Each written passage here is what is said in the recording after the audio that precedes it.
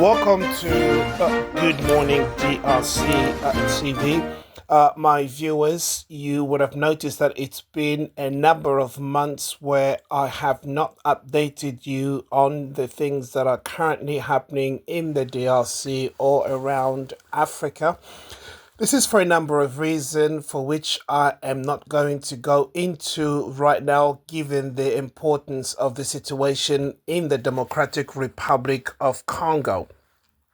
But I just wanted to see, as you can see from the images that are coming through right now, of people that are actually living at their homes. They are going where they have no idea. They are fleeing the situation currently in Goma. It's not looking so good. As you can see, there are soldiers pretty much everywhere, and there are information that are being propagated such that the M23 have taken control of Goma.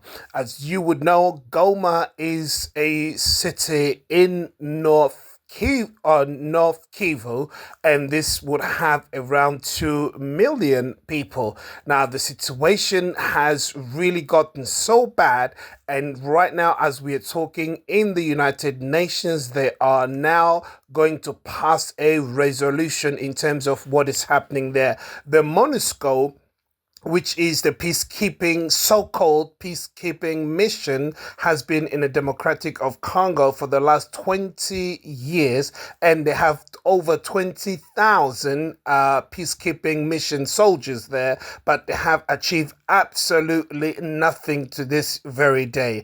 And now what we understand so far is that the MONUSCO has paved the way for the M23 to make their way into the city of Goma and wreak havoc. And this is something that has always been in the cards, and we understand how the MONUSCO operates. Their MO is well known. But you can see that soldiers are everywhere in Goma. As we are talking right now, it is not clear what is happening on the ground, but what we do know so far is that yes, the M23 that have been advancing are now in Goma, and the people of Goma are fleeing to can find somewhere where they can find peace, if there is such a place.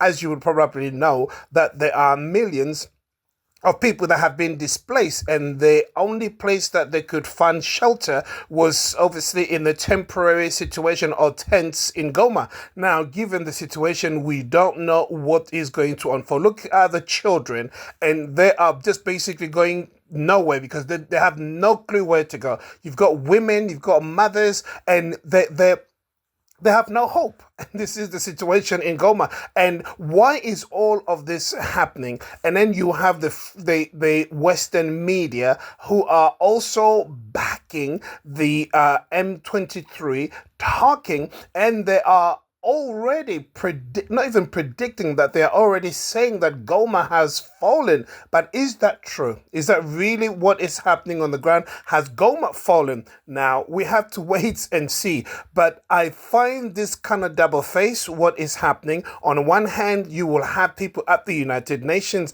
they're saying, okay, now we understand that Rwanda has its troops in the DRC, and that Rwanda is doing this and is doing that. Now, Rwanda on the other side are saying, what is the MONUSCO doing there? They are the ones that are causing problems. Now, this blame game that is between the MONUSCO or the United Nations and Rwanda needs to come to a stop, because people are losing their lives. There are men, there are women, men, and children, and they are just basically losing their lives. And we know that Rwanda actually bombed 2 of the MONUSCO vehicles, as you can see. I mean, what are they going to do to Rwanda? Absolutely nothing. And why is that the case? One wonders, and you ask yourself question, why isn't the United Nations doing anything? Now, we understand that there are problems or issues in this part of the DRC.